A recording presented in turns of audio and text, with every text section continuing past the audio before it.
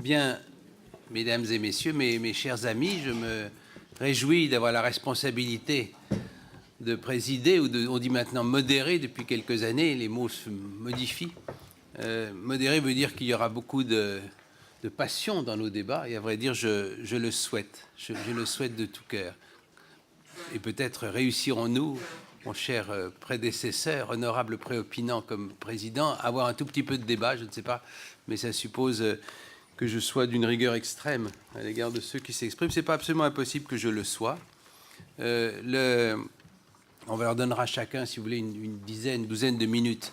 Je voudrais simplement dire, en commençant, que comme historien, en écoutant avec vif intérêt ce qui a été dit, je me disais qu'au fond, nous étions sur la très longue durée des siècles, à l'aube d'une troisième période. Une troisième période, puisque la première, elle renvoie à l'Antiquité, elle renvoie au Moyen-Âge, où l'énergie que les humains utilisaient était d'abord une énergie humaine. Nous n'avons plus beaucoup d'esclaves ou de serfs, mais ils étaient très très importants, évidemment. Elle était aussi animale. Cette énergie, je ne pense pas exclusivement aux écureuils dans leur cage. Je pense évidemment à l'attraction de toutes sortes de ce qui bouge. Le végétal était seulement au Moyen-Âge en train de permettre indirectement, par la consommation de l'énergie du bois, faire du charbon de bois à l'époque. Il y avait le vent, évidemment, il y avait le vent pour les bateaux, ça c'était très important.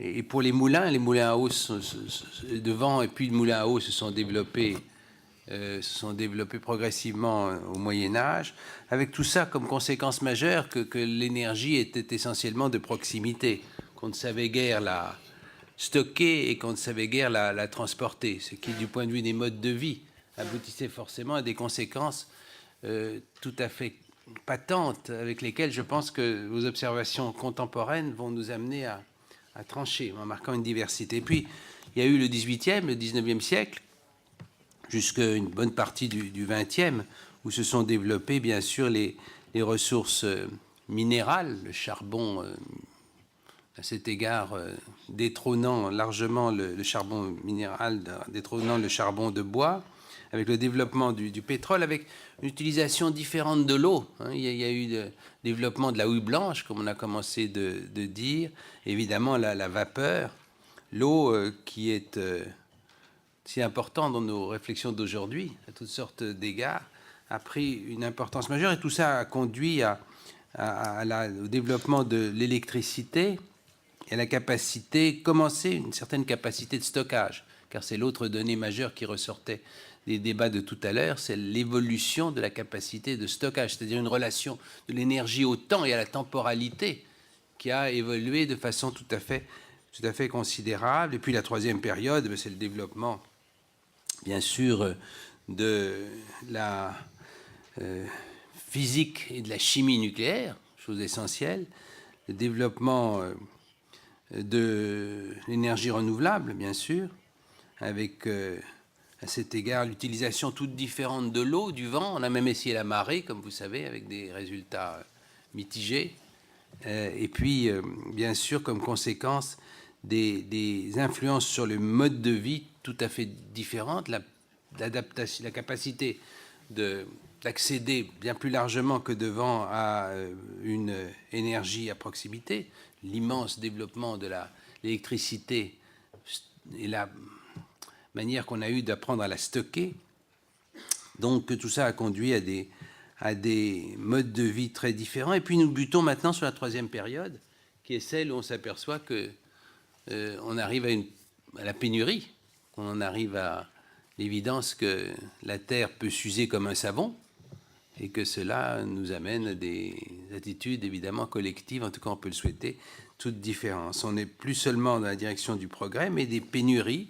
Comment tout cela pèse-t-il sur l'organisation géographique des territoires? Comment cela influence-t-il comment cela est-il voué à influencer nos modes de vie, notre façon de gérer toutes les potentialités de l'énergie? C'est ce dont, me semble-t-il, nous allons avoir à traiter. Il n'est pas mal, parfois, de prendre quelques reculs. En tout cas, c'est ma pente et presque mon office dans la société.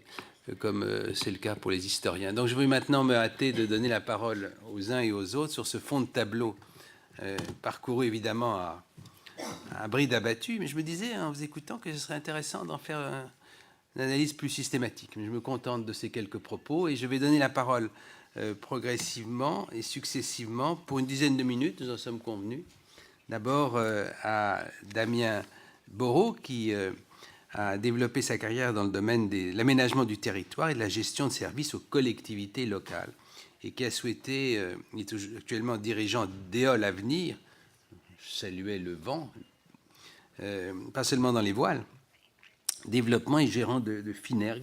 Il va nous parler de traiter cette question en souhaitant, ne l'en blâme nullement, en souhaitant concentrer en particulier sur l'analyse sur les territoires. Il m'a donné un certain nombre d'éléments pour préparer cette rencontre. Je me garderai de vous les dire pour ne pas diminuer la vivacité de votre gourmandise. Elle est grande à vous écouter, monsieur. Vous avez la parole. Merci, merci bien.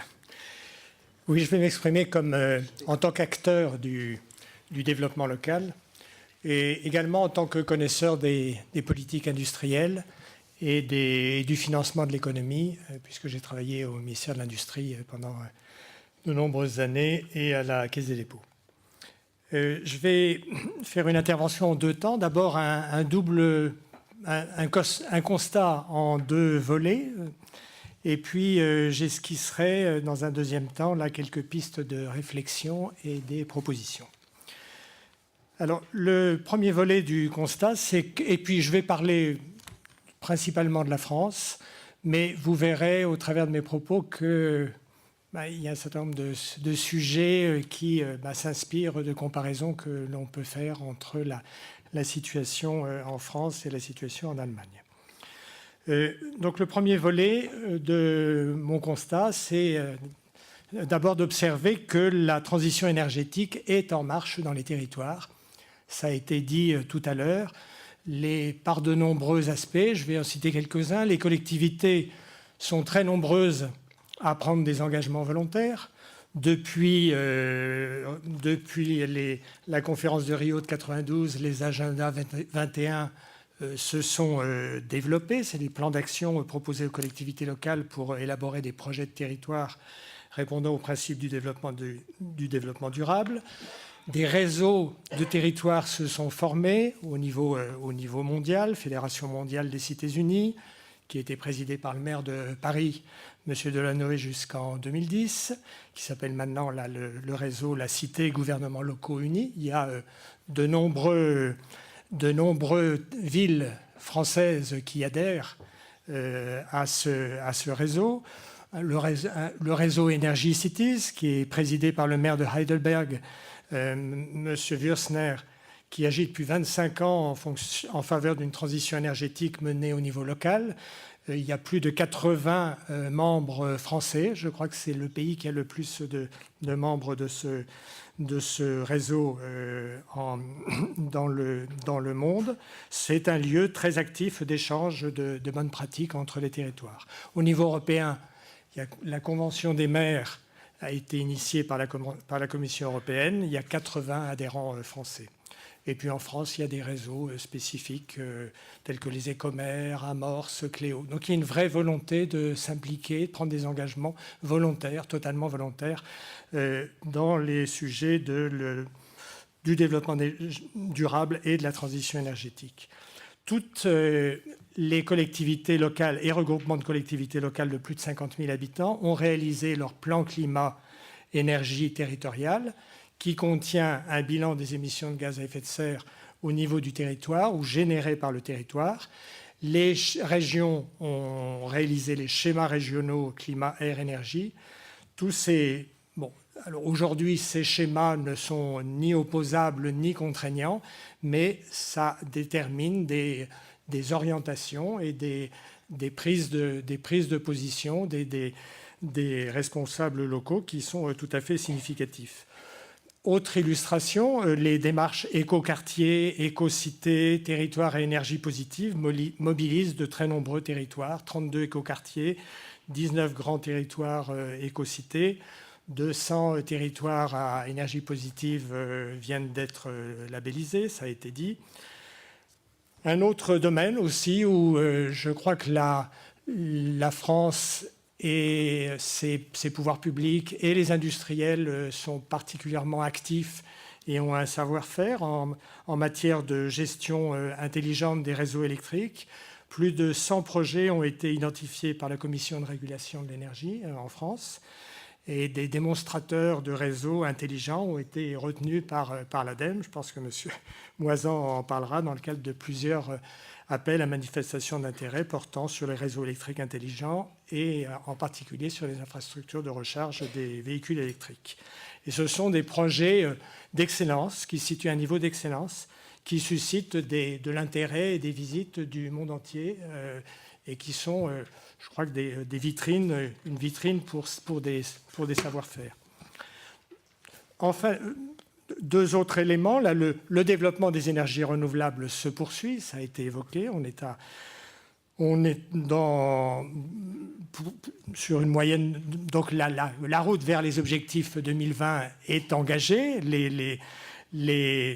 Nous sommes encore à une certaine distance des objectifs de 2020 et l'atteinte de ces objectifs n'est pas encore tout à fait assurée si le rythme de développement des projets n'est pas amplifié.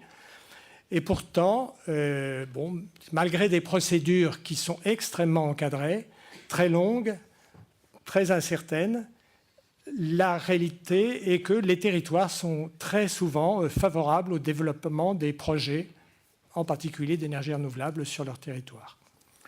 Enfin, je voudrais faire une mention particulière des initiatives prises par ce qu'on appelle les syndicats d'énergie en France ou les autorités organisatrices de l'énergie qui contrôlent les concessions de distribution de l'énergie qui sont le plus souvent opérées par ERDF ou par les entreprises locales de l'énergie.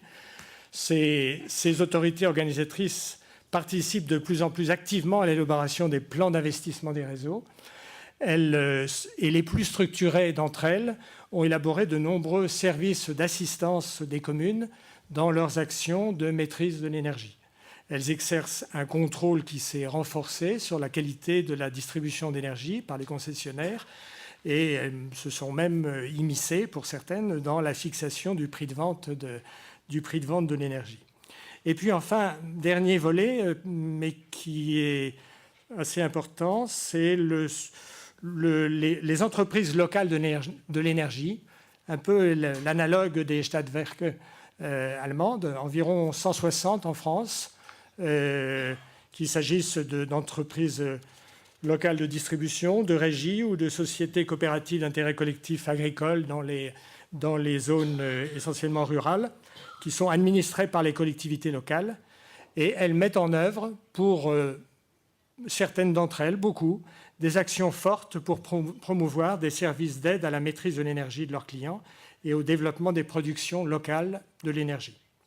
Et souvent multi-énergie, elles participent positivement à la planification territoriale et à l'optimisation de la fourniture multi-énergie, à l'information des consommateurs. Donc je pense que ce sont des leviers intéressants pour la transition énergétique.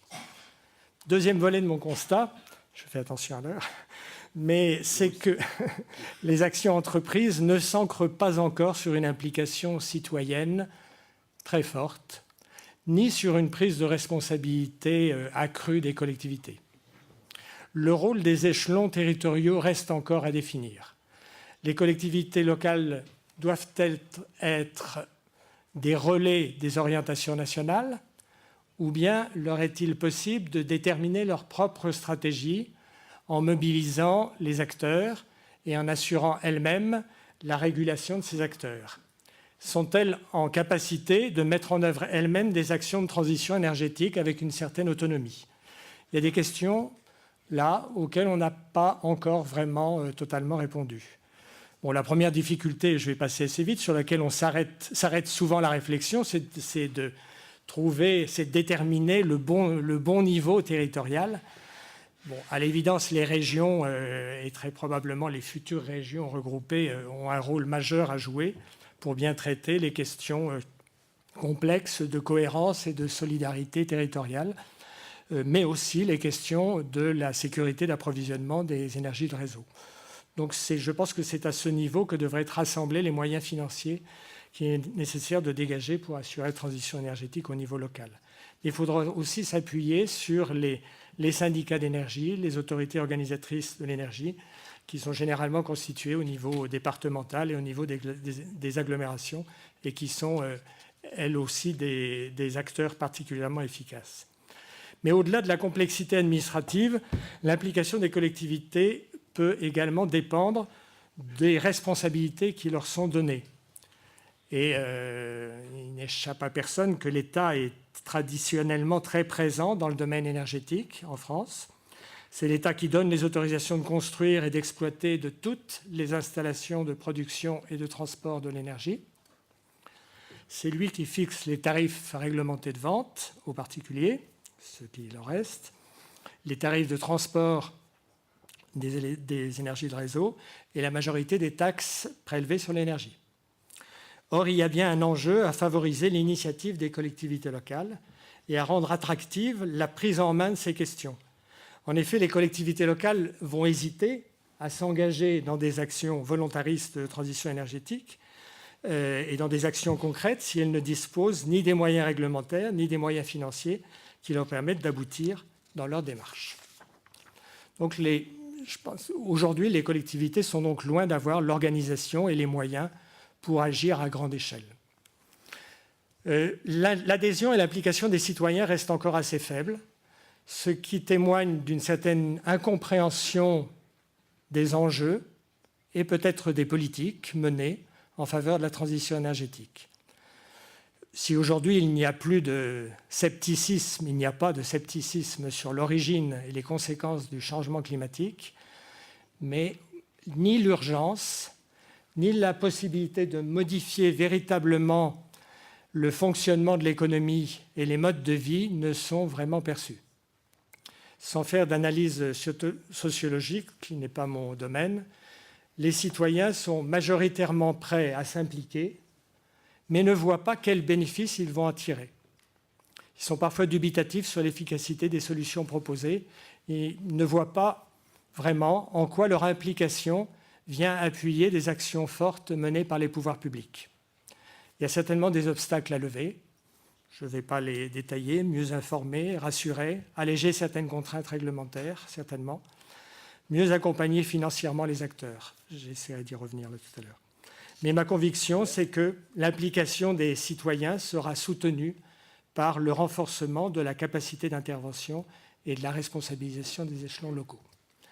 Alors, j'ai quelques propositions, mais peut-être je peux y revenir tout à l'heure dans le cadre de la discussion. 2 minutes, si vous voulez, pour que nous ne restions pas sur notre train. Comme 2 minutes, mais 2 minutes vraiment. Et vous sortez votre train d'atterrissage. Alors, je vais évoquer rapidement quelques pistes à la lumière des comparaisons France-Allemagne. Je vais en évoquer 3. Il me semble que pour faciliter et expérimenter la prise de responsabilité opérationnelle des échelons locaux, il serait nécessaire de clarifier les compétences de planification et d'organisation des échelons locaux, leur donner de véritables capacités de contrôle et d'action, à la fois sur la planification énergétique territoriale, sur les politiques de maîtrise de l'énergie, sur l'organisation de la distribution de l'énergie, sur l'organisation de la production locale d'énergie et même la possibilité d'intervenir dans la fourniture de l'énergie.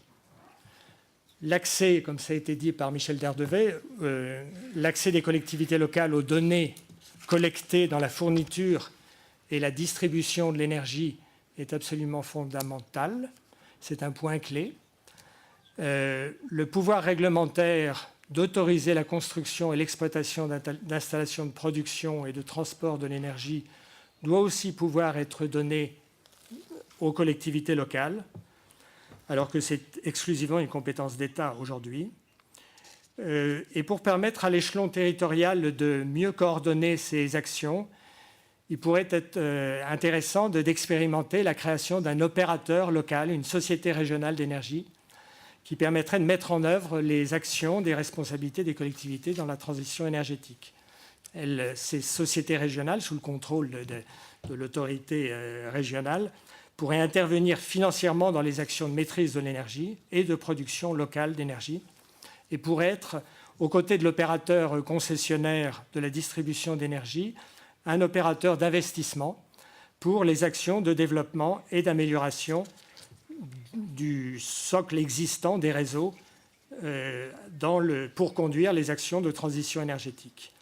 Elle pourrait avoir aussi pour mission de regrouper les consommations d'énergie des organismes locaux pour obtenir des meilleures conditions de prix et de qualité de la fourniture auprès de leurs fournisseurs d'énergie. Voilà, j'ai deux... Vous les gardez pour tout à l'heure, j'espère, à moins que ce soit vraiment une frustration telle que vous puissiez dire chacun des deux en 30 secondes. Non, on vous applaudit. Voilà, on vous applaudit, vous voyez que vous avez déjà beaucoup intéressé. Merci. Merci beaucoup. Merci. En excellent médecin, vous nous avez donné à la fois un diagnostic pertinent et l'esquisse d'une prescription. Merci beaucoup. Je me réjouis, je me hâte de donner la parole à Mme Anne-Claudine Agricola, qui est directrice du secteur système et services énergétiques dans l'agence allemande de l'énergie, que vous appelez DENA, et où vous développez plusieurs projets qui sont destinés à trouver des solutions qui pourront être commercialisées afin d'optimiser les systèmes énergétiques et réussir la transition énergétique. Vous êtes évidemment chez vous à cette tribune. Merci d'y être. Vous avez la parole. Ja, zunächst einmal freue ich mich, dass ich hier heute bei Ihnen sprechen darf, dass ich hier mit eingeladen bin und mit Ihnen in die Diskussion hoffentlich auch noch gehen darf über die Aspekte der deutschen und der französischen Energiewende.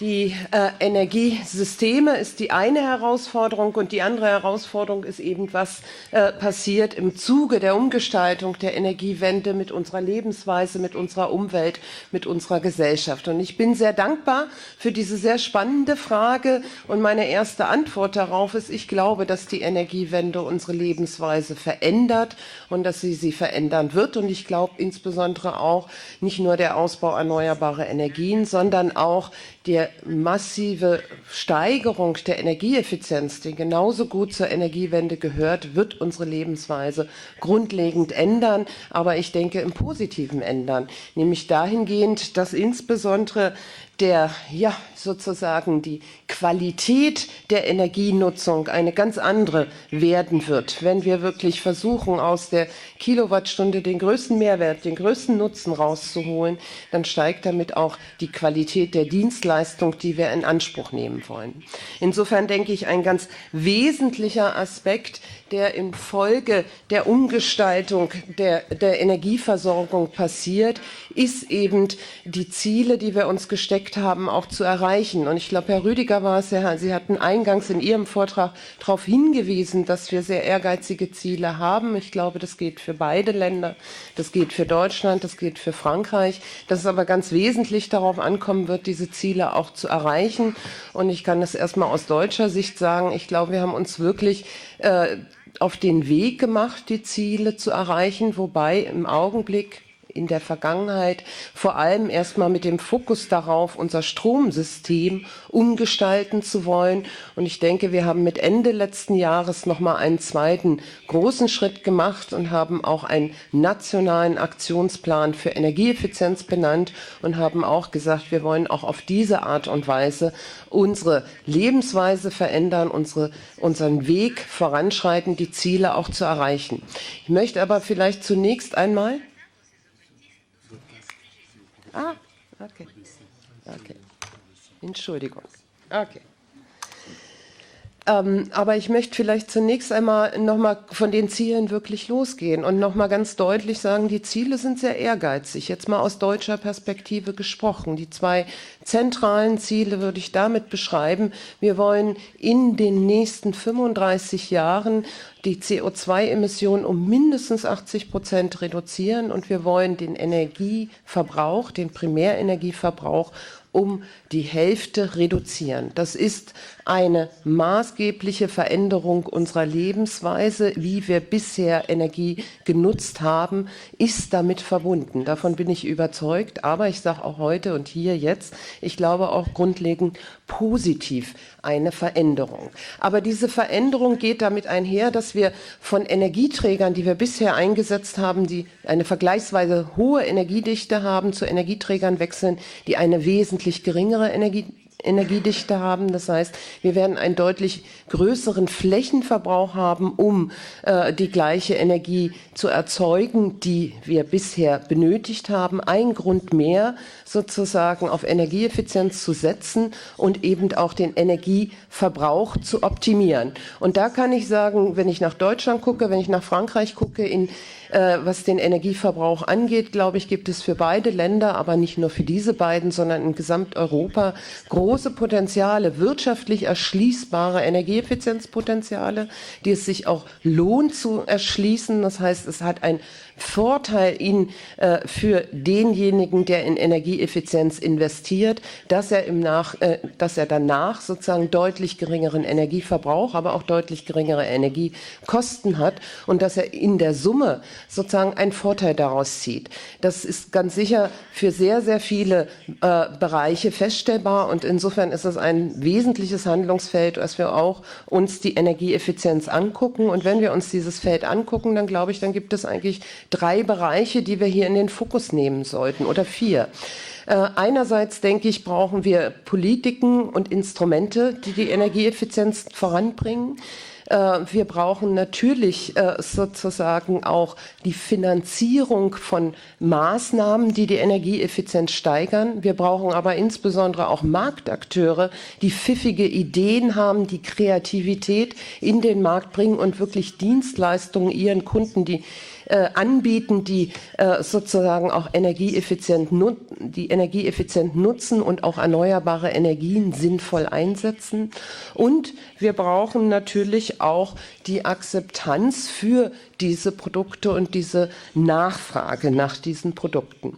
Wenn ich mir die beiden Länder angucke, jetzt Deutschland, Frankreich, dann denke ich, die Politiken sind sicherlich nicht identisch, wenn ich auf die Energieeffizienz abziele. Sie sind ähnlich, aber nicht identisch.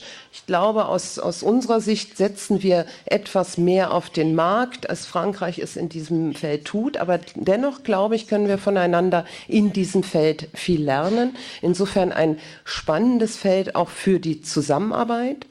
Ich denke aber, dass wir, wenn wir über Energieeffizienz reden, als einen Fokus, und den greife ich jetzt hier einfach mal raus, weil ich denke, ich bis in bisherigen Betrachtungen noch zu kurz gekommen ist, dann geht es auch ganz stark darum, wirklich sozusagen Investitionen in Energieeffizienz zu erzielen. Und dafür brauche ich einerseits die Politiken, die sozusagen die Entwicklung energieeffizienter Produkte unterstützen. Da sind wir sehr stark auf europäischer Ebene tätig, nicht auf nationaler Ebene, stark auf europäischer Ebene mit europäischen Instrumenten. Ich brauche aber auch in bestimmten Bereichen Anreize, da wo die Produkte noch neu sind. Und hier gibt es in vielen Mitgliedstaaten, aber insbesondere auch in Deutschland Förderinstrumente. Und hier beschließen wir auch neue Wege zu gehen, vielleicht auch wettbewerblicher die Förderung auszugestalten. Das kann ein sehr spannender Weg sein. Aber ich brauche darüber hinaus insbesondere auch wirklich dann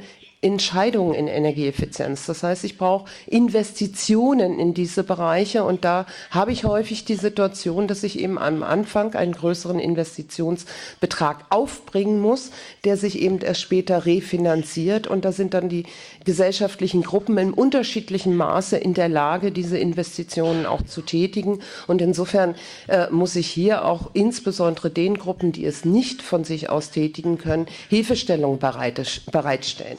Aber das Umsetzen dieser Maßnahmen, und das ist jetzt wieder meine Antwort auf die Frage, wird auch unsere Lebensweisen verändern. Und das Spannende ist eben, in welcher Art und Weise das gelingt. Wir haben ja heute hier schon mehrfach das Wort Dezentralisierung gehört im Kontext der Energiewende. Ich weiß nicht, ob es das richtige Wort ist für die Entwicklung der Märkte. Ich würde eher sagen, es ist eine Diversifizierung, es ist eine ja, Vielfältigkeit, wachsende Vielfältigkeit erstmal in den Marktakteuren, und es ist vor allem ein sehr stark auch an neue Welten geknüpfte Produkte, die wir hier sehen. Es ist sehr stark mit der Internetkultur in einigen Bereichen verbunden, nicht in allen, aber in einigen.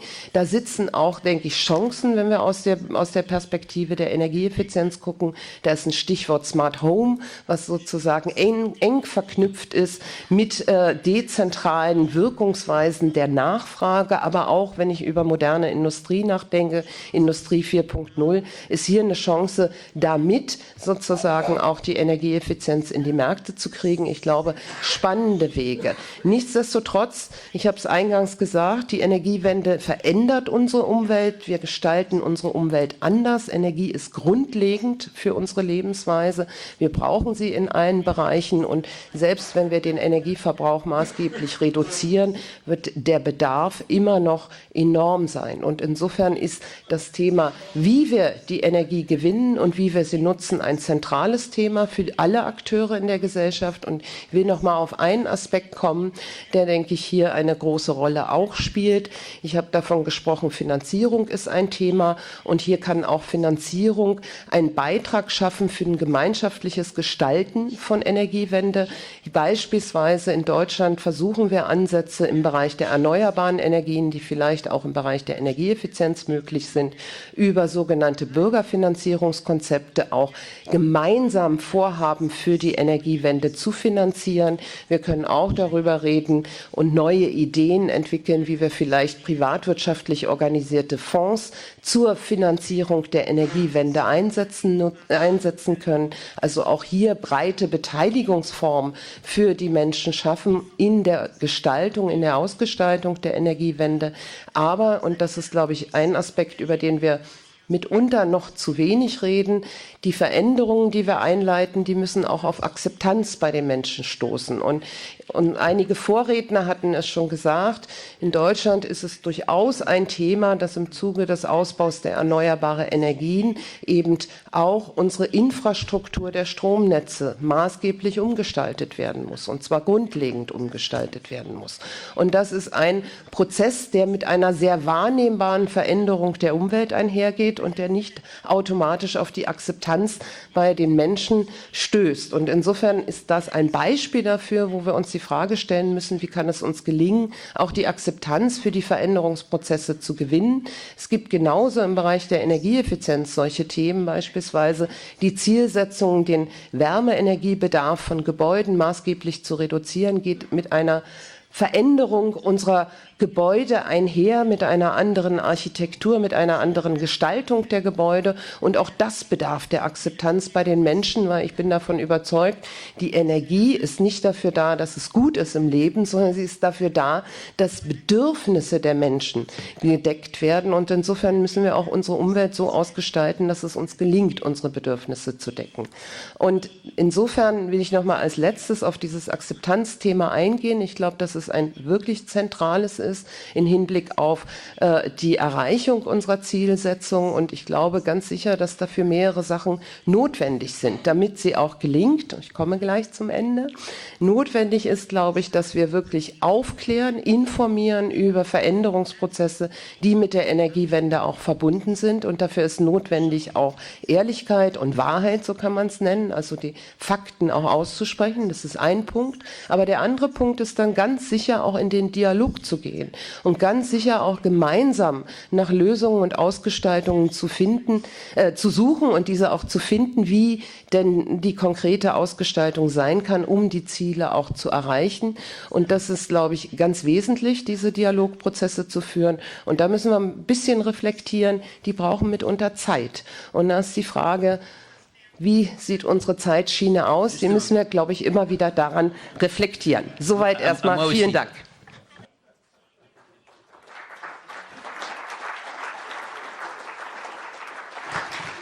Merci pour nous avoir si bien retracé les grandes lignes d'une tâche de grande importance et que vous assumez assurément, et puis d'avoir terminé sur l'idée qu'il faut être maître du temps. C'est vrai aussi pour ce débat, et je me hâte par conséquent de donner la parole à François Moisan, qui est, vous le savez, directeur de la stratégie, de la recherche et de l'international à l'Agence de l'environnement et de la maîtrise de l'énergie, l'ADEME, vous dites, je crois. ADEME, c'est plus joli encore. Et vous avez été président du groupe, notamment du groupe efficacité énergétique de l'Agence internationale de l'énergie. Nous vous écoutons, monsieur, avec un vif intérêt. Merci, Monsieur le Président. Bonsoir à tous. Je suis très heureux d'être parmi vous ce soir et de pouvoir parler des modes de vie. Mais je voudrais dire aussi que je suis très heureux d'être à la même tribune que Annegret Claudine Agricola, puisque depuis 1 an maintenant, on engage une coopération renforcée entre ADEME et DENA. DENA est l'homologue de l'ADEME en Allemagne, même si les structures compte tenu du poids des Länder, ne sont pas les mêmes. On est en train de préparer la mise en place d'une plateforme vocation technique et industrielle de coopération dans le domaine de l'énergie entre nos deux organismes. Donc je suis très heureux d'être à la tribune avec elle. Alors, la première table ronde me donnait envie de rebondir, et puis Damien Bourreau a évoqué les réseaux électriques intelligents, les démonstrateurs que nous expérimentons. Et je voulais rentrer peut-être sur les modes de vie à partir de ce point, de ce volet que nous finançons avec les investissements d'avenir, hein, puisque nous pouvons commencer à expérimenter alors des technologies. Mais ce qui est intéressant dans les réseaux électriques intelligents, c'est que ce sont des expérimentations territorialisées qui sont donc dans un territoire qui peut être un quartier, qui peut être une ville. On est allé jusqu'à un département, la Vendée par exemple, d'avoir des expérimentations de ce que seront les réseaux de demain, dans lesquels on teste le raccordement des énergies renouvelables, l'amélioration des réseaux pour qu'ils deviennent intelligents, donc introduire des briques technologiques, et puis du côté du consommateur, des consommateurs qui expérimentent des nouvelles formes de consommation avec des capacités d'effacement, ce qu'on appelle de demand response en anglais. Et au total, sur les 17 démonstrateurs que nous avons en France actuellement, il y a plus de 35 000 ménages qui sont d'ores et déjà associés à ces expérimentations et donc à ce que sera dans le futur, avec la transition énergétique, les nouvelles conditions de consommation d'énergie. Alors, je voulais vous parler des comportements à partir de des visions que nous avons élaborées à l'ADEME avant le débat sur la transition énergétique. Nous avions lancé un exercice de vision, c'est-à-dire à la fois de scénarios, mais un peu plus loin que des scénarios. Qu'est-ce que pourrait être l'énergie en France? On l'a fait pour l'instant en France, en 2030 et en 2050, avec bien sûr cet impératif du facteur 4 en 2050, pour le CO2, mais aussi pour les autres gaz à effet de serre, parce que ce sera beaucoup plus difficile de réduire les émissions sur les gaz issus des activités agricoles, méthane et N2O par exemple, que ça ne le sera sur le CO2. Donc il faut faire un effort sur le CO2 un peu plus important que le simple facteur 4. On a conduit ça avec 120 experts de l'ADEME à peu près, qui sont des spécialistes des différents secteurs, et on a élaboré donc d'abord des scénarios à 2030 et 2050, avec des perspectives qui sont assez proches finalement de ce qui est dans le projet de loi, puisque on a prévu que pour y arriver à ce facteur 4, il fallait diviser par 2 la consommation d'énergie. Ce n'est pas original, puisque en Allemagne et au Royaume-Uni, les scénarios de transition se basent d'abord sur cette efficacité énergétique. Ensuite, une pénétration accrue des énergies renouvelables. Nous avions envisagé 35% en 2030. Le projet de loi parle de 32, je crois. Et en 2050, on avait envisagé au moins au-delà de 55% sur le total du mix. Je ne parle pas de l'électricité seulement, de pénétration des énergies renouvelables. Alors, ces données détaillées par secteur sont des éléments pour un débat entre experts. Mais c'est vrai que pour les individus, ça ne leur parle pas beaucoup d'expliquer ces visions. Donc, ce qu'on a fait, un deuxième exercice qui était de dire, finalement, quels seraient les modes de vie, comment peut-on illustrer de ce que serait notre vie, enfin, celle de nos enfants peut-être, en 2030 ou en 2050. Et on a décrit la vie de 8 familles françaises en 2030 et de 8 familles françaises en 2050. Ce n'est pas les mêmes. Alors, c'est des familles qu'on a pris représentatives à peu près de ce qui existe dans la population française, c'est-à-dire qu'il y a des couples aisés, des couples avec moins de revenus, des faibles revenus, des couples monoparentaux, des agriculteurs, etc. Et puis, on a essayé de décrire dans quel environnement ils vivaient pour dire qu'est-ce que ça pouvait être cette transition énergétique. Alors, une chose que je n'ai pas dite, c'est que notre hypothèse de vision a été basée sur le fait que nous ne parions pas sur des ruptures technologiques importantes. on s'est dit, on va regarder avec ce qui existe. Pourtant, comme je le dis, on expérimente des innovations. Mais on a pris ce qui était disponible. Alors, quand on regarde comment vivent ces différentes familles, elles vivent toutes dans des logements qui ont été évidemment rénovés, qui ont été construits pour la plupart avant 2020, puisque le rythme de construction est relativement faible. Ils ont été rénovés, ils sont équipés comme de générateurs de chaleur qui existent déjà, des pompes à chaleur les plus performantes qui pourront exister. Certains ménages ont des piles à combustible, ça existe déjà sur le marché, mais très peu en sont équipés. Donc, peu de changements sur les modes de vie, si ce n'est effectivement que les logements vont devenir intelligents et que les ménages vont devenir des producteurs-consommateurs pour beaucoup. Michel Derdevet évoquait 350 000 générations d'électricité décentralisée. Mais quand on le traduit en ménage, en fait, ça fait plus de 200 000, parce qu'il y en a qui sont quand même effectivement dans le tertiaire, mais ça fait plus de 200 000 ménages français qui sont d'ores et déjà des producteurs consommateurs d'électricité. Et c'est quelque chose qui est donc déjà en marche et qui va bouleverser les modes de vie, avec évidemment le développement des compteurs intelligents. Alors, pas seulement le compteur lui-même, mais évidemment tout ce qui va être dans l'électronique, qui va permettre aux ménages d'arbitrer entre leur production, leur consommation et d'optimiser l'ensemble. Donc je pense que ça va être un développement important. Dans le domaine des transports et des déplacements, dans nos visions et dans ce qu'on retrouve dans ces 8 familles, on voit qu'il y aura toujours des véhicules, des voitures beaucoup plus efficaces. On sait faire maintenant des véhicules 2 litres au 100. On aura beaucoup plus d'hybrides et de véhicules électriques.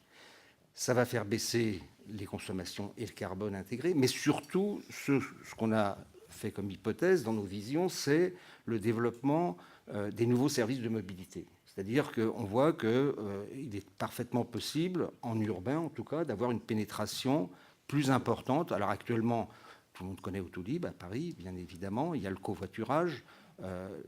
J'étais étonné encore récemment de débats, par exemple, sur une société comme Blablacar, qui est une société française et qui a connu des développements économiques extraordinaires en France, en Europe, maintenant aux États-Unis, et qui et sur ces nouvelles technologies qui ne sont possibles que grâce effectivement au numérique.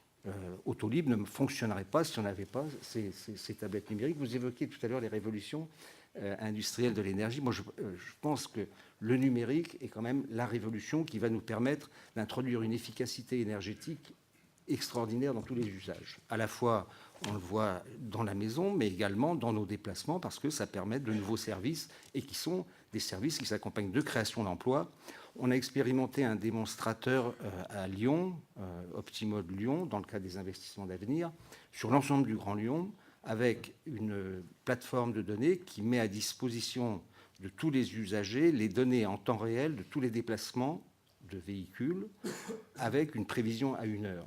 La société qui a développé cet outil vient de remporter un marché à Toronto de 9 millions de dollars, et c'est des emplois et de l'activité. C'est peut-être la 4e période d'un point de vue de l'histoire sur le long terme qui s'ouvre. Oui. Sans doute. Alors, en fait, est-ce que on voit bien qu'il y a déjà des germes de ces nouvelles activités, et puis on voit que ça recouvre un peu un concept qu'on entend de l'économie collaborative, l'économie du partage, etc. Et moi, j'ai un chiffre que je voudrais vous donner qui m'a paru très important. Ipsos a fait une étude auprès de 4500 Français sur ces pratiques collaboratives. Et elle montre que plus de la moitié des personnes interrogées ont déjà pratiqué la vente de leurs biens à d'autres particuliers via des sites d'annonces. Et on voit que c'est quand même quelque chose qui se développe. Alors, c'est effectivement éventuellement vendre, mais c'est aussi utiliser, c'est des nouveaux services. Dernier volet que je voulais évoquer sur les modes de vie, parce que quand on a présenté ces visions, certains nous ont dit, mais la baisse de la consommation d'énergie, c'est la décroissance économique, etc. Donc on a travaillé avec l'OFCE, qui est un laboratoire d'économie de Sciences Po, et on a développé un modèle avec ce laboratoire qu'on a utilisé pour évaluer l'impact de nos scénarios, de nos visions sur l'économie, mais cette fois en macroéconomie. Andreas évoquait ce problème dans son intervention.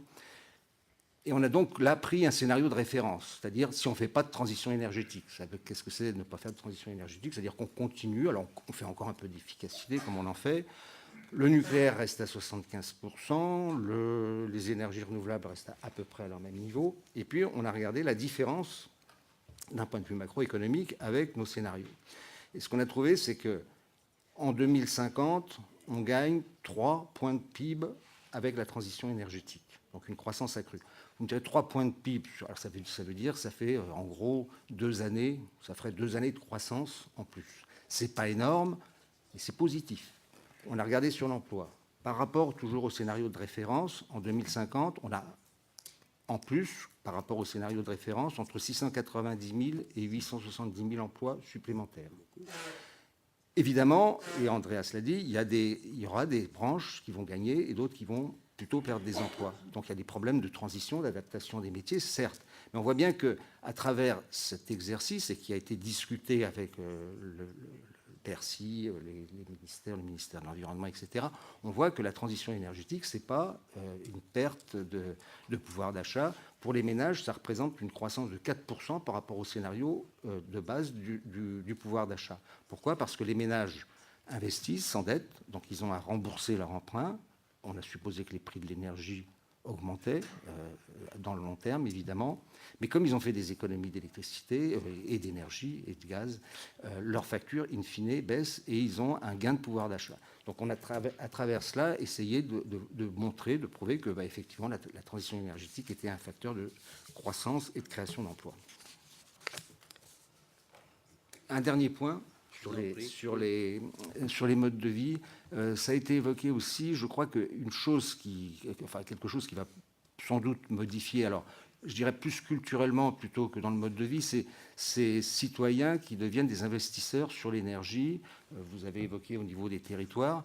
Et là, je pense que, puisqu'on a une comparaison avec l'Allemagne, c'est quand même intéressant. En France, on a actuellement, sur les doigts d'une main, je crois, se comptent ces sociétés on parle du crowdfunding, sans utiliser un terme anglais, on veut dire de personnes qui se mettent ensemble pour investir sur la production d'énergie renouvelable. Ça peut être favorisé au niveau de la commune, au niveau de la région. La région Poitou-Charentes a lancé un appel à manifestation d'intérêt en 2013 en apportant un complément de financement de ce que les ménages peuvent investir.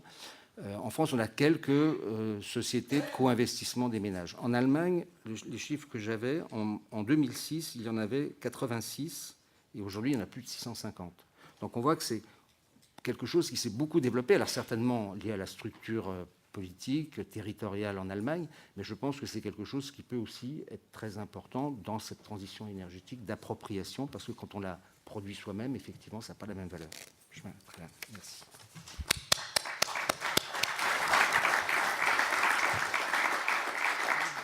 Grand merci au nom de tous pour cet exposé, à la fois, me semble-t-il, très, très synthétique et très concret, et qui nous fait rêver, chemin faisant, à l'éventualité d'une certaine accélération de l'histoire, qui n'est pas vrai dans tous les domaines, mais là, on se dit que c'est peut-être quelque chose dont il faut prendre conscience et à quoi il faut éventuellement contribuer, puisque vous situez votre propos entre des tendances en quelque sorte profondes et la capacité de l'homme, de nous autres, notre génération, de changer les choses.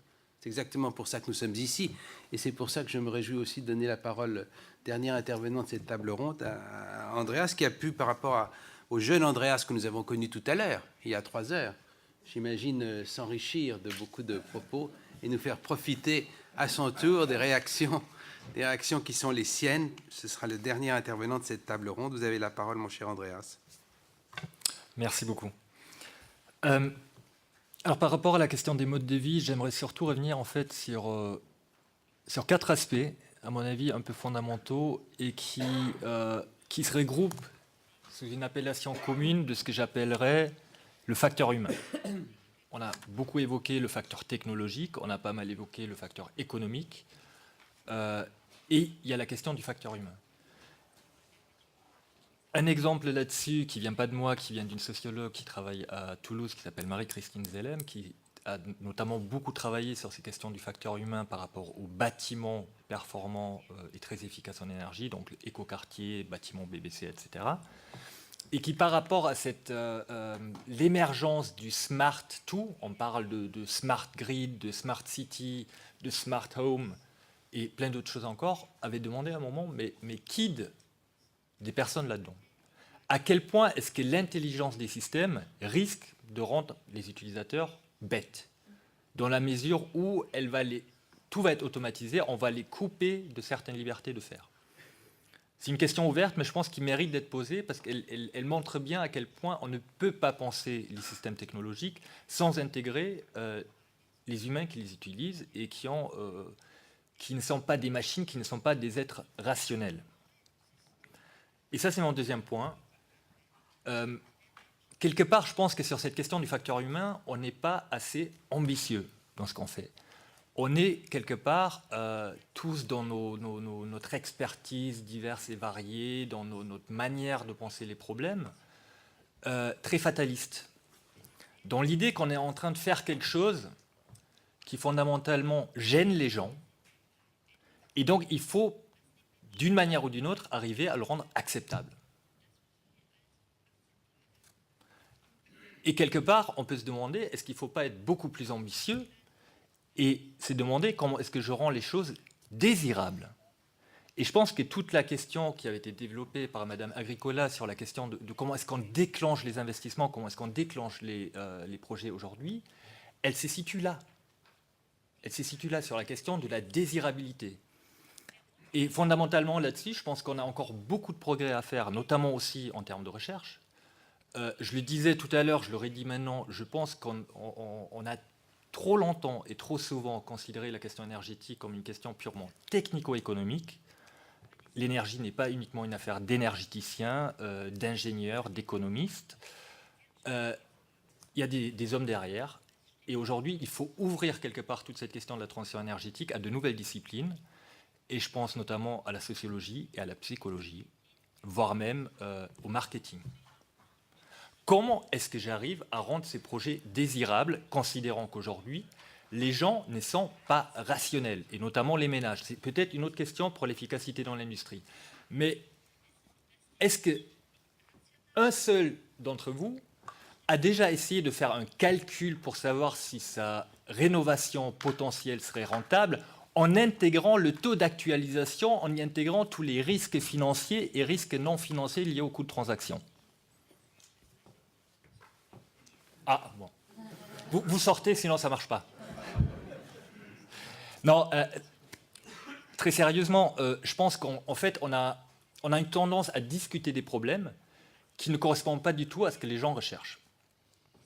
Et quelque part, on devrait s'associer justement l'aide d'experts en marketing, de psychologues qui nous ouvrent quelque part sur cette manière de comprendre les gens pour comprendre comment on rend les choses désirables. Les gens aujourd'hui font plein de projets qui ne sont pas rentables, mais qui ont une utilité différente, qui répondent à un besoin, à un désir différent. Donc quelque part, cette question-là, elle est là. Comment est-ce que je rends les choses désirables? Et il y a plein de formes de le faire, je pense. Donc là-dessus, soyons plus ambitieux. Troisième point, on a beaucoup parlé de participation, d'appropriation citoyenne et de décentralisation. Et je pense qu'une question fondamentale à poser derrière, c'est quelle est la valeur intrinsèque de la participation? Est-ce que la participation est juste un moyen pour arriver à une fin? Et on retourne du coup à la question de l'acceptabilité. Je passe par la phase de la participation pour que les gens ne me bloquent pas mon projet, ce qui est notamment aujourd'hui la question, comment on prend la question des réseaux. Ou est-ce que je prends la participation comme une finalité en soi, parce qu'elle a une valeur politique, elle a une valeur sociale, elle peut même avoir une valeur économique, elle a surtout la valeur de créer quelque chose de nouveau. Je pense que l'idée de faire participer les gens, que ce soit de manière financière, comme l'évoquait M. Moisan à l'instant, ou encore ce que font beaucoup de collectivités aujourd'hui en France et ailleurs, en associant les citoyens au processus de planification, en les faisant discuter, en essayant de faire émerger des projets qui ne sont peut-être pas ceux qu'ils avaient imaginés au départ, mais qui, par le fait qu'ils sont appropriés, qu'ils sont portés par beaucoup de gens, les rendent bien plus intéressants et quelque part derrière plus faciles à mettre en œuvre. Donc là-dessus, je pense qu'il faut fondamentalement repenser notre logiciel sur ce qu'on veut faire en termes de participation. Ce n'est pas juste un moyen, c'est une finalité. Et je l'évoquais tout à l'heure, je pense que c'est essentiel pour la bonne gouvernance. Sur la désirabilité que j'évoquais, juste pour donner un exemple, parce qu'on parle beaucoup, ça a été évoqué dans la première table ronde et encore là maintenant, de la question des réseaux. Juste 2 exemples pour illustrer. En Allemagne, un moment, suite justement à la bonne expérience avec ce qu'on appelle les coopératives de l'énergie, donc les projets citoyens sur les énergies renouvelables, l'ancien ministre de l'Environnement, Peter Altmaier, avait eu l'idée de dire pourquoi est-ce qu'on ne ferait pas pareil pour les réseaux ? On propose un intéressement financier aux riverains pour quelque part acheter leur acceptabilité pour qu'ils soient directement aussi bénéficiaires des projets. Ça n'a pas marché. Pourquoi ? Parce que les gens, je pense, sont beaucoup plus dans une démarche de participation fondamentale, de créer le projet plutôt que juste qu'on leur dise voilà quelque chose que nous avons décidé et si vous voulez, vous pouvez peut-être investir 1 000 euros, 2 000 euros là-dedans. Deuxième exemple, désirabilité. Il y a un projet européen, il y a une initiative européenne sur les réseaux au service du développement des renouvelables et qui a essayé de prendre la question à l'envers en se disant comment est-ce que je rends ces grands pylônes, ces énormes infrastructures des réseaux de transmission désirables, esthétiquement désirables. Donc ils ont organisé un concours avec des architectes, avec des designers, pour concevoir les pylônes du futur, pour en faire des objets d'art. Il y a énormément de choses intéressantes qui en sont sorties. Les Anglais, aujourd'hui, sont en train d'expérimenter des pylônes qui sont entièrement différents pour justement leur donner une valeur architecturale, voire même leur donner une valeur culturelle par derrière. Donc voilà un exemple de comment on peut aller beaucoup plus loin que juste se dire comment est-ce que par une procédure, j'associe à minima les gens pour qu'ils adhèrent au projet. Dernier point, la question de la sobriété. On n'en a pas beaucoup parlé ici, mais je pense que c'est celle qu'on relie le plus souvent à la question des implications de la transition énergétique sur nos modes de vie. Notamment autour de tous les débats qu'on a pu voir sur sobriété égale retour à la bougie, sobriété égale contrainte économique, etc. Juste 2 réflexions là-dessus. Quand on a, pendant le débat national sur la transition énergétique, analysé l'ensemble des scénarios énergétiques proposés par différents acteurs pour la France, on s'est rendu compte d'une chose, c'est que fondamentalement, c'était les scénarios qui, quelque part, pour différentes raisons, refusaient l'idée même de la sobriété, qui, par leurs hypothèses, changeaient fondamentalement nos modes de vie. Explication, ces scénarios, généralement, sont basés sur des hypothèses de croissance des besoins énergétiques, en services énergétiques, mobilité, chaleur, électricité spécifique, etc., qui en fait ne sont pas basés sur une vision concrète de où est-ce qu'on voudrait aller, mais qui sont basés sur ce qu'on appelle de la balistique. On observe une tendance passée pendant une certaine période de temps et on la poursuit à l'identique dans l'avenir. On a vu par exemple des scénarios, et pas des moindres, imaginer un monde dans lequel on transporterait en France 2 fois plus de marchandises en 2050 qu'aujourd'hui. Est-ce qu'on peut se l'imaginer, vu les congestions des routes aujourd'hui? Est-ce que c'est quelque chose qui est souhaitable, qui est réaliste, qui serait par exemple plus réaliste que d'en rester au niveau aujourd'hui? Est-ce que ce n'est pas un changement fondamental de nos modes de vie? Autre exemple, la question de la décohabitation. On observe depuis 20 ans un phénomène qui fait que la taille moyenne des ménages français s'est réduite pour différents effets sociétaux. Est-ce que là aussi, on a juste envie de poursuivre cette tendance à l'identique jusqu'en 2050 pour finir à quelque chose comme 1,5 personnes par ménage, voire moins? Ou est-ce qu'on se dit à un moment, ce n'est peut-être pas à la fois souhaitable et pertinent, et peut-être qu'on peut imaginer d'autres formes de vivre ensemble, et que c'est d'ailleurs peut-être aussi un objectif louable.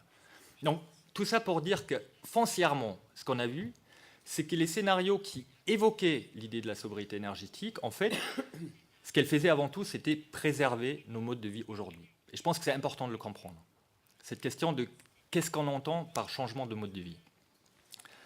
Et un dernier point sur la sobriété également, parce que là encore, le retour à la bougie, il vient quelque part d'une association très directe avec la sobriété individuelle. J'éclaire moins mon logement, je bouge moins, je chauffe mon logement à 19 degrés au lieu de 22. Très bien. C'est un peu la compréhension de base qu'on a. Moi, je proposerais une vision alternative de la sobriété qui s'appelle intelligence collective. Qu'est-ce qu'on entend par là? Premier exemple sur la mobilité. Les besoins de mobilité sont avant tout fonction de la structuration de nos villes, de l'aménagement de notre territoire. Si on arrive à vraiment mettre en œuvre une logique de proximité, à limiter l'étalement urbain, on peut naturellement limiter les besoins de mobilité tout en ayant plein de co-bénéfices par ailleurs. Et c'est peut-être ça qu'il faut rechercher aujourd'hui. Idem pour la mobilité, ce qu'on appelle la mobilité durable, notamment aussi le vélo, la marche à pied. Il y a plein de co-bénéfices derrière. C'est pas forcément, il ne faut pas le voir comme une restriction, mais peut-être réfléchir un peu plus large. Et dernier message là-dessus, là encore, la sobriété, à mon avis, n'a rien de péjoratif à condition qu'on arrive à la rendre désirable.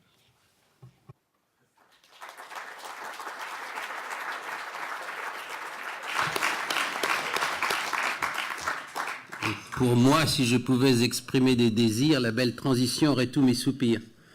Vous m'avez donné envie de modifier un peu de vers de Molière. Je crois que nous pouvons tous nous féliciter que pour terminer, nous soyons conduits par vous du côté de la charge forte du rêve ou du cauchemar, quelque chose du côté de la dialectique entre la technique et le sensible.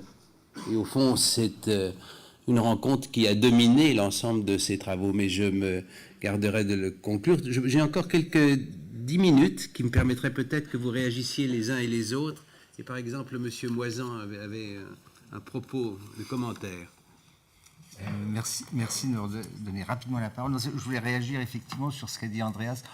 Je crois qu'en gros, on partage beaucoup de choses, mais sur... alors bien sûr qu'il faut des experts en sociologie, on essaye d'en avoir, d'en développer, mais sur la désirabilité de la transition énergétique pour les individus, les gens, moi je pense que c'est à travers aussi les expérimentations que j'évoquais que les gens peuvent voir qu'effectivement, ce qu'on leur propose, c'est quelque chose qui peut apporter plus de bien-être et pas de réduction de bien-être, et que j'allais dire, c'est par la preuve de l'expérimentation qu'on peut le faire avant tout.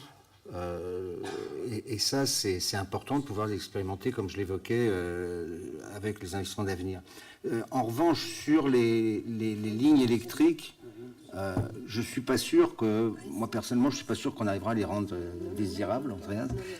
Nous, ce qu'on a vu à l'ADEME, quand on a travaillé sur la concertation, et notamment dans le domaine de l'éolien, on a vu que, bon, c'est vrai qu'avoir une éolienne alors, en général, on ne les met pas à 20 mètres, c'est quand même plutôt à 100 mètres des habitations, mais c'est vrai que ça peut être perçu comme une nuisance. Moi, je pense qu'il faut le comprendre.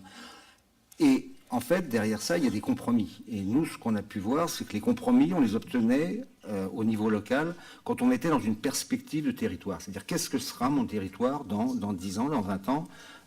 L'éolien, certes, peut apporter certaines nuisances quand il est trop près, pas tant que ça, rassurez-vous quand même, mais c'est aussi un facteur de développement économique. Et on voit que là où on a pu obtenir des compromis, là où il y avait des blocages dans la concertation, c'est quand on a pu mettre en perspective par rapport à 10 ans.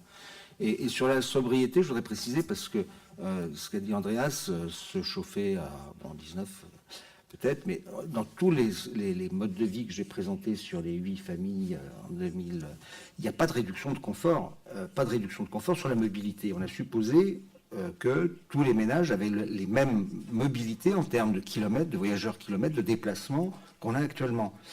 Redensifier les villes, certes, mais 2050, on n'aura pas fait beaucoup de chemin encore sur la redensification des villes. Donc nous, dans ces images, on a opté pour, finalement, vous voyez, même avec ces modes de vie, et je pense que la mobilité, c'est quand même quelque chose qui est très important à conserver, on arrive à faire le facteur 4 et à satisfaire effectivement les besoins. Alors là où moi j'ai eu un petit problème sur ces modes de vie, c'est que j'ai expliqué ça, puis on montrait que finalement nos modes de vie, changer. On allait utiliser plutôt des voitures partagées en ville que d'avoir son propre véhicule. Bon, ça fait des changements, mais c'est pas énorme. Et quelqu'un dans la salle, il y a 15 jours à Bordeaux, m'a interpellé en me disant « Mais finalement, ce que vous nous proposez, c'est pas intéressant parce que nous, ce qu'on veut, c'est un changement des modes de vie profond. On veut... Alors, c'était quelqu'un qui avait fait un choix de vie sans doute différent de la plupart des Français, mais qui était de dire « Nous, on veut manger local, on veut réduire nos déplacements, se déplacer qu'à vélo. » Et là, effectivement, nous, notre démarche avait été de dire, on veut montrer que, effectivement, on n'est pas obligé de se restreindre et d'avoir des contraintes fortes pour faire la transition. Donc, c'est quand même très problématique. Oui, en vous écoutant, je me disais que oui, les compromis du désir, ça pourrait être le titre de notre table ronde rétrospectivement, ou d'un roman, ou d'une nouvelle qu'on pourrait traduire en allemand. Madame Agricola, sur ce thème ou sur d'autres voisins, vous avez la parole pour réagir. Nous allons terminer cette table ronde. Vous aurez la parole après en dialoguant entre vous. Ja, ganz herzlichen Dank an der Stelle. Ich muss das erstmal wieder weglegen hier. Gut, ich denke wirklich, das nochmal betont, ich glaube, dass die Energiewende unsere Welt verändert, aber ich will nochmal betonen, ich glaube, dass das richtig und sinnvoll ist, wenn wir das, was Françoise jetzt angesprochen hat, dass wir sozusagen unsere Umwelt auch in der Gestaltung verändern, weil wir beispielsweise Windkraftanlagen haben, die eben sozusagen in ihrer Anzahl mehr sind, als es bisher die einzelnen Kraftwerke, Kernkraftwerke oder fossile Kraftwerke waren. Da müssen wir uns immer vor Augen halten, dass diese Kraftwerke vielleicht, die wir heute hatten oder in der Vergangenheit hatten, weniger Flächenbedarf haben, aber letztendlich Energieträger benötigen, die anderswo auf der Welt abgebaut werden und die dort auch einen erheblichen Umweltbeeinflussung darstellen. Also nicht nur am Ort des Einsatzes, der Verbrennung, der Nutzung, sondern eben auch da, wo exploriert wird. Und insofern denke ich, das Grundprinzip des sozusagen den Energieverbrauch im eigenen Land sozusagen zu haben und auch die Energieerzeugung im eigenen Land zu haben, ist richtig. Ich glaube aber nicht, Herr Rüdiger, da bin ich nicht bei Ihnen, dass das einhergeht, aus heutiger Sicht, mit dem Thema sozusagen auf Bedürfnisse zu verzichten. Das, glaube ich, wird nicht gelingen. Also so verstehe ich das, wenn mir jemand sagt, ich soll weniger Auto fahren oder ich soll mehr zu Fuß gehen, dann empfinde ich das nicht als etwas, was mein Bedürfnis ist, sondern was mir andere sagen. Ich denke aber, insofern glaube ich wirklich, dass ganz entscheidend ist im Hinblick auf die Senkung des Energieverbrauchs der technologische Fortschritt auf der einen Seite, also wirklich technologische Weiterentwicklung. Ich habe beispielsweise gestern eine Veranstaltung moderiert über energieeffiziente Straßenbeleuchtung und da gibt es noch richtig viele ineffiziente Anlagen in Deutschland und wenn man sich die Alttechnik anguckt und die Neutechnik LED heißt, dann liegen da bis zu 80% Energieeinsparung drin und das ist technologischer Fortschritt. Also ich glaube, dass das der Haupthebel ist im Hinblick auf die Senkung des Energieverbrauchs und ich glaube, dass es eben auch sozusagen weiterer Entwicklungen bedarf, die wir heute vielleicht noch überhaupt nicht erfassen, die nicht nur technologisch sind, die auch in Nutzungsformen liegen, die aber letztendlich immer an den Bedürfnissen der Menschen anknüpfen müssen. Also davon bin ich wirklich zutiefst überzeugt. Die Energieversorgung ist kein Selbstzweck, sondern sie soll Bedarfe von Gesellschaft und Wirtschaft decken und insofern muss sie sich daran auch ausrichten. Und wenn wir Technologien einsetzen, wie beispielsweise fluktuierende Erzeugung aus Wind und Sonne, dann wird es niemals so sein, dass wir unseren Energieverbrauch komplett an die Fluktuation anpassen, sondern wir werden gucken, wie können wir einen Teil des Energieverbrauchs in diese Richtung bewegen, weil das kostengünstiger ist, als große Speicher zu bauen. Wir werden aber auch Speicher bauen, weil wir eben nicht nur volatil die Energie nutzen wollen. Und insofern der Treiber, denke ich, ist ganz stark das Bedürfnis des Menschen und dessen, was er finanzieren kann, was er sich leisten kann. Sont deux facteurs absolument déterminants. Merci beaucoup. Il nous reste 2 minutes avant l'heure prévue pour la conclusion d'Elisabeth. Je vous les attribue, cher ami. Oui, comment rendre les projets désirables? Je pense que c'est C'est une belle ambition. Je voudrais donner l'exemple de ma société, EOL Avenir Développement. J'ai 250 actionnaires qui sont des particuliers, qui n'ont pas fait un pari très rationnel. Je leur ai pas promis des rendements faramineux. Ils ont bénéficié d'aides de réduction fiscale qui a allégé le montant de leur contribution. Je leur ai dit que ça allait être très long de développer les projets. Effectivement, c'est très long, c'est même encore plus long que ce que je pensais, parce que les procédures sont vraiment très compliquées. En fait, je leur ai dit qu'ils allaient pouvoir contribuer à participer à des projets qui vont contribuer à changer nos modes de consommation des ressources et à préparer l'économie de demain. Et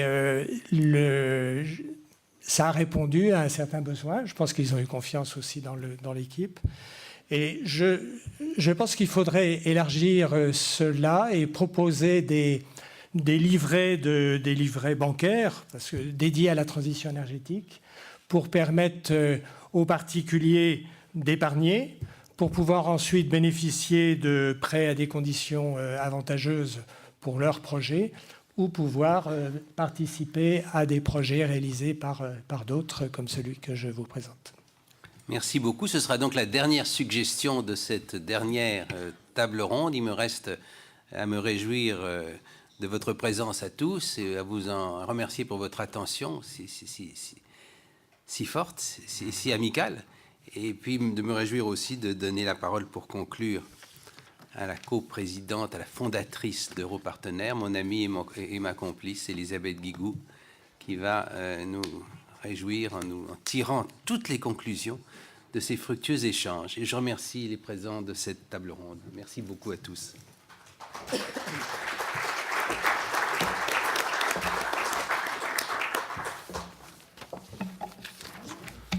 On va rester là. On reste là. Bien, bonsoir à tous et à toutes. Merci, cher Jean-Noël. Vraiment, je ne regrette pas que nous ayons choisi ce thème pour notre colloque annuel. Nous avions quelques hésitations, on a eu quelques discussions. Est-ce que ce ne serait pas trop technique avoir d'abord l'affluence, qui finalement ne s'est pas réduite tout au long de ces heures. Avoir la qualité des échanges et de nos intervenants. Merci encore, vraiment. Tous et toutes ont été formidables, je trouve. Moi, j'ai appris énormément. Vraiment, merci. Et je crois que nous avons eu un colloque passionnant. Je vous indique d'ailleurs qu'il sera diffusé en vidéo, en français et en allemand, sur nos sites internet respectifs pour pouvoir nourrir, poursuivre le débat. Et en ce qui me concerne, regardez attentivement ce à quoi je n'ai pas pu assister parce que il s'est produit un événement intéressant ce matin et que de temps en temps, quand on a des bonnes surprises comme en Biélorussie cette nuit, il faut assurer une forme de service après-vente qui demande des engagements imprévus. Alors en tout cas, je voudrais vous annoncer qu'Europartenaires lance un groupe de travail sur cette question évidemment cruciale de la transition énergétique et que bien sûr, nous vous tiendrons au courant de l'avancée de nos travaux. Michel Derdevé, qui était là, qui est peut-être encore là, évidemment, sera un peu la cheville ouvrière de ce groupe de travail. Alors, nous avons choisi ce thème de la transition énergétique, parce qu'à l'évidence, on a vu dans l'ensemble de nos échanges cet après-midi que c'est un chantier immense. C'est un chantier qui est immense par ses objectifs, par les moyens qu'il faut y accorder, bien sûr, mais c'est un chantier immense par son potentiel mobilisateur. C'est extraordinaire à quel point ça peut mobiliser, si on le fait bien, évidemment, à la fois les responsables politiques, mais aussi, vous l'avez très très bien souligné, l'ensemble de nos sociétés. Je crois que ça peut être une source d'optimisme aussi pour nos sociétés, où en particulier en France, on a tendance un peu à faire du déclinisme, et une forme d'optimisme que je qualifierais de responsabilité. Alors on a bien vu tout au long de cet après-midi qu'on avait, pour résumer, un triple défi. D'abord, établir une véritable stratégie énergétique pour notre continent. Ensuite, faire de la transition énergétique un levier pour la croissance, évidemment une croissance de nature différente, modifiée. Et puis, troisièmement, assurer la part qui revient à l'Europe, c'est-à-dire faire de l'Europe vraiment le leader de la lutte contre le changement climatique. Alors, je vais revenir brièvement sur ces 3 défis, mais je voudrais aussi souligner que la transition énergétique, ça peut être un formidable levier pour l'intégration politique de l'Europe et, comme vous l'avez souligné dans votre introduction, pour la légitimation démocratique de l'intégration politique européenne. Parce que je crois qu'il n'y a pas de projet humain plus important qui soit au confluent de tous les défis qu'a affronté notre société et que de surcroît, comme la question de l'énergie eh bien, est quand même aux sources de la construction européenne et qu'en plus notre Europe, elle se construit à partir de grands projets, de grandes initiatives depuis le début. Je crois qu'avec, après la communauté européenne de l'énergie, après la communauté européenne de l'énergie atomique, je crois que nous avons là, avec le projet de communauté européenne de l'énergie que Jacques Delors et Jerzy Buzek ont lancé ensemble, je crois que nous avons en effet le grand projet qui pourrait permettre de dynamiser l'Europe à 28 aujourd'hui, un peu plus de 30 probablement, lorsque nous aurons accueilli les pays des Balkans. Et j'espère qu'à terme, quand nous aurons avancé dans notre communauté européenne de l'énergie ou Union européenne de l'énergie, parce que je crois que c'est comme ça qu'on l'appelle maintenant, j'espère qu'à terme, cette ambition franchira la Méditerranée pour que nous puissions établir avec les pays du Sud, pas simplement les pays d'Afrique du Nord au sens large, mais avec les pays d'Afrique subsaharienne, parce que tout ça est lié, nous le voyons avec les défis dans la zone sahélo-saharienne, eh bien, une véritable communauté euro-méditerranéenne et pourquoi pas euro-africaine de l'énergie. Alors, c'est donc un grand projet politique, c'est un projet humain aussi, qui va, j'en suis persuadée, mais vous l'avez très bien expliqué les uns les autres tout à l'heure, induire un changement quand même de civilisation à travers le partage, l'autonomie, l'échange. Donc on retrouvera peut-être au fond ces aspirations anciennes à une économie plus solidaire. Et personnellement, je pense que nos 3 fondations et associations ne pourront que s'en féliciter, parce que quand même, nous avons aussi quelques valeurs, n'est-ce pas, politiques que nous voulons défendre. Alors, une stratégie énergétique pour notre continent, vous avez évidemment abordé ce thème. Je crois qu'on a besoin d'être plus efficace, parce que quand même, on a beaucoup d'échecs. Vous les avez soulignés, je vais pas y revenir. Avec aussi, et je veux juste insister sur un élément, là, le développement de la précarité énergétique, quand même un sujet majeur, ça, parce qu'on a un peu le sentiment, je ne suis pas une spécialiste, mais enfin, on avait l'ambition que le marché intérieur de l'énergie, je reconnais qu'il reste encore beaucoup à faire, mais devait assurer une hausse de la compétitivité des énergéticiens. Bon, à l'évidence, ça n'a pas été le cas. Pervenche a eu raison tout à l'heure d'insister sur le fait qu'on ne pouvait pas non plus seulement compter sur un marché intérieur, même si, encore une fois, il est à parfaire. Et on a un peu le sentiment dans certains de nos pays que, alors que les prix de gros baissaient, la facture énergétique pour les particuliers augmentait. Donc, nous avons quelques incohérences, évidemment, à corriger. Et je pense que l'aspect social est extrêmement important pour amener, en effet, nos concitoyens d'abord à adhérer à ce projet, et puis parce que c'est évidemment aussi une question d'équité. Alors, les sommes en jeu sont évidemment considérables, puis quand on fait des erreurs, on les paye très cher, forcément. Les investissements sont colossaux.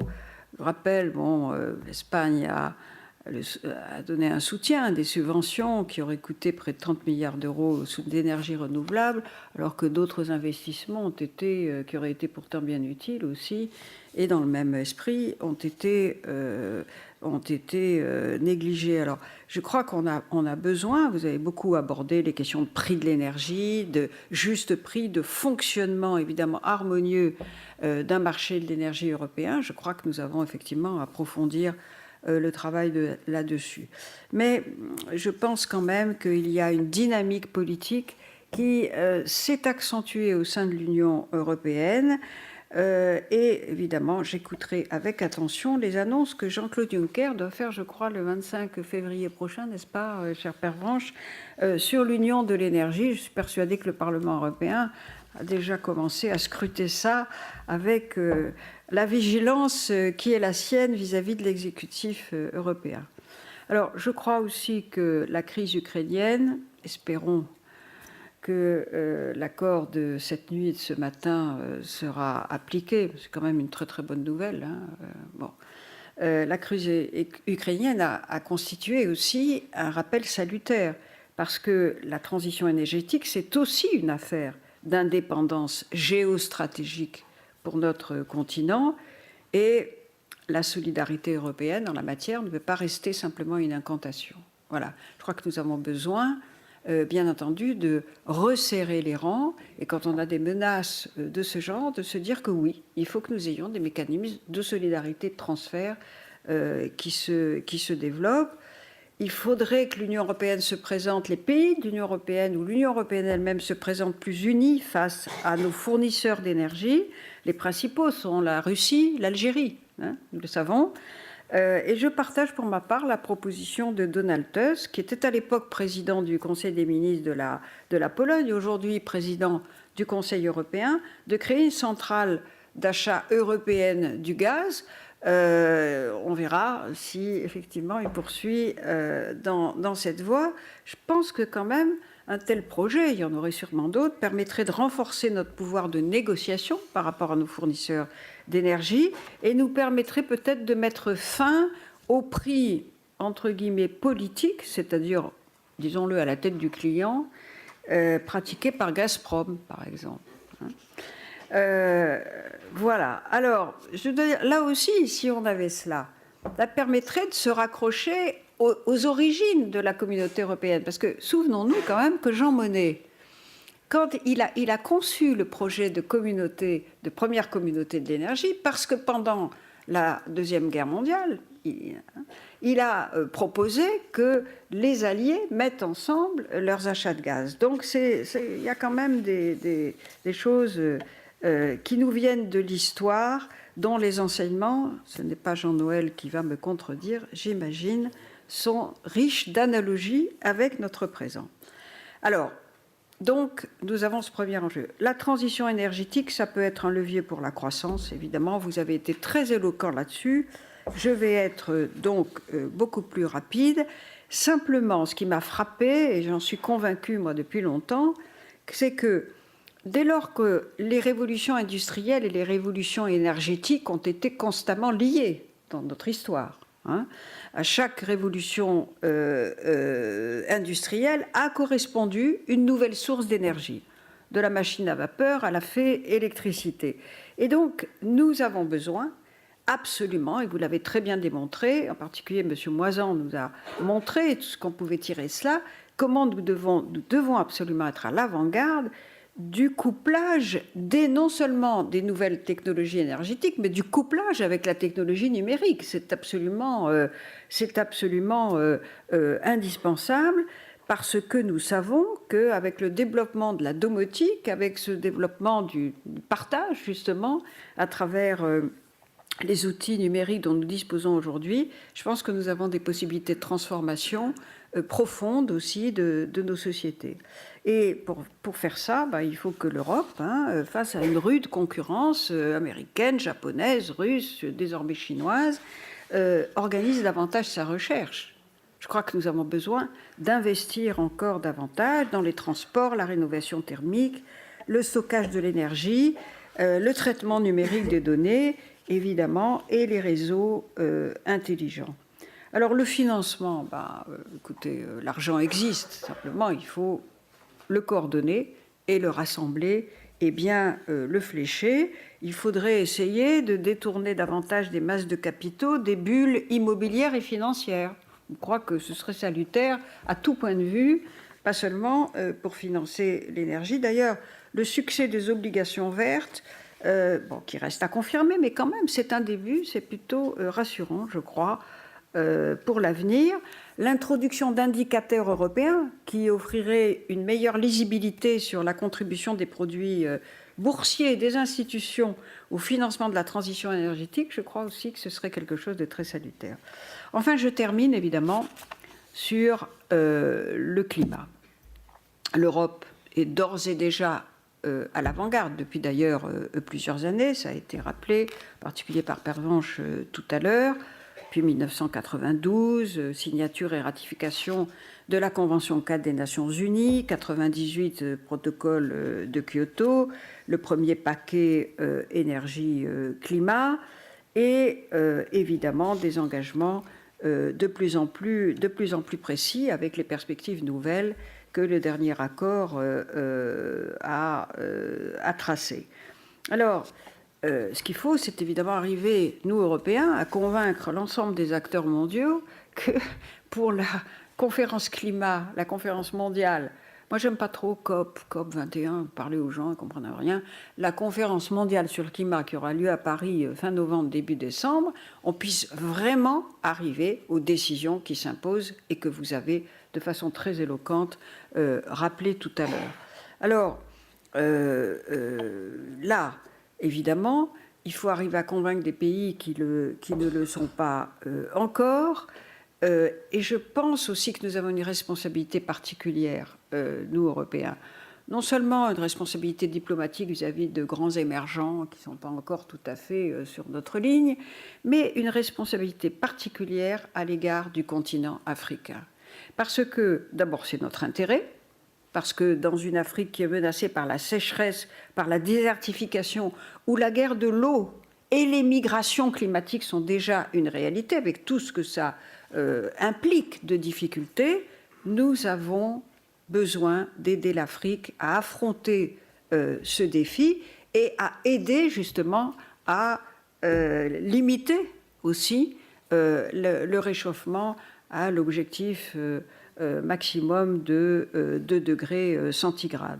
Alors évidemment, il faut faire un effort supplémentaire sur le fonds vert, parce que pour les pays en développement, évidemment, il faut les aider aussi financièrement. La France et l'Allemagne ont d'ailleurs été les premiers finalement à abonder ce fonds vert qui maintenant commence à être doté. Je voulais en profiter pour vous signaler qu'à l'Assemblée nationale, nous faisons un travail très précis et très important en prévision de la conférence de Paris, puisque nous avons, je crois que c'est la première fois, créé un groupe de travail transversal entre 3 commissions de l'Assemblée nationale, la commission du développement durable, naturellement, la Commission européenne et la Commission des affaires étrangères que je préside. Et les 3 présidents de ces commissions, en réalité il y a 2 présidentes, Danielle Leroy et moi, et le président Jean-Paul Chanteguet, nous présidons personnellement ce groupe de travail qui est destiné aussi à mobiliser les parlementaires.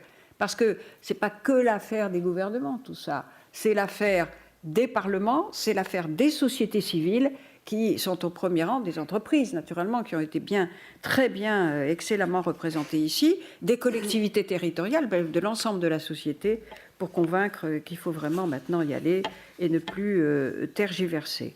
Alors, ce qui est rassurant, c'est que, par exemple, un pays comme la Chine, maintenant, même les États-Unis, qui étaient quand même très réticents, enfin, la Chine, c'est une masse, c'est énorme, quoi, commence maintenant à adopter la notion de civilisation écologique. Et d'ailleurs, son opinion publique la pousse, parce qu'il suffit d'aller dans les grandes villes chinoises pour voir à quel point c'est quand même irrespirable. Voilà. Alors, en tout cas, je crois que nous sommes vraiment à l'avant-garde en Europe. Quand même, nous avons des progrès à faire les uns et les autres. Et c'est là que les échanges franco-allemands ils sont toujours très enrichissants, mais spécialement sur ce sujet. Moi, ma conviction, c'est que on ne va pas remettre en cause le choix allemand de la suppression du nucléaire. On ne va pas convaincre les Français d'abandonner totalement le nucléaire. Bref, on n'arrivera pas à des choix de mix énergétique identiques. Mais si l'on se fixe des objectifs communs sur ces 3 plans, pas seulement sur le climat, des objectifs communs qui seront de plus en plus précis, en disant chaque pays peut choisir après tout dans une gamme de moyens, je crois que nous aurons fait un grand progrès. Et là, je dois dire que on sait qu'en France, on a encore beaucoup à faire pour diversifier nos sources d'énergie, diminuer la part du nucléaire, résoudre la question des déchets. Madame Cher abordait ça tout à l'heure, elle avait parfaitement raison, et être plus performant dans l'efficacité énergétique et la sobriété énergétique. Mais je veux dire aussi à nos amis allemands, qui est le pays qui dépense le plus pour les renouvelables, très bien, et qui était en pointe sur les renouvelables, que les émissions de CO2 sont reparties à la hausse depuis l'abandon du nucléaire et que le recours grandissant au charbon fait planer un sérieux danger sur nos engagements internationaux. Donc nous avons besoin encore plus d'échanger pour que nous puissions nous inspirer des bonnes pratiques en Allemagne, et vous avez beaucoup d'avance sur nous, sur toutes sortes de domaines, en particulier sur les renouvelables et sur l'implication citoyenne, et peut-être que vous puissiez aussi réfléchir à partir de certaines de nos réalisations. Voilà. Alors donc, lutte contre le changement climatique, relais de croissance, enjeux géostratégiques, je crois que plus que jamais, il faut que sur ces défis, le couple franco-allemand prenne ses responsabilités, joue un rôle moteur. Je veux rappeler qu'à l'occasion du 50e anniversaire du traité de l'Élysée, la France et l'Allemagne se sont fixés pour objectif conjoint, je cite, de faire de l'Europe le continent de la transition énergétique réussie. La France et l'Allemagne se placent au premier ou deuxième rang des producteurs de l'énergie de l'Union européenne, au deuxième et premier rang des consommateurs. La France et l'Allemagne sont donc à l'évidence le premier maillon de l'Europe de l'énergie. Et je dirais aussi pour terminer que la coopération franco-allemande doit associer le Royaume-Uni. Ce serait d'ailleurs un excellent moyen d'arrimer ce grand pays à l'Union européenne. Moi, je n'ai pas envie qu'il nous quitte, mais je n'ai pas envie non plus de renoncer à ce que nous avons fait et à ce que nous voulons faire ensemble. La Pologne aussi, qui est un acteur incontournable, et tous les autres. Et puis, il faut mobiliser les sociétés civiles. Je pense que ce colloque et ce débat nous aura permis d'apporter notre petite, modeste contribution de nos 3 fondations et associations à cet important projet. Encore une fois, merci à tous nos intervenants et merci à vous tous et toutes qui avez participé à cette rencontre.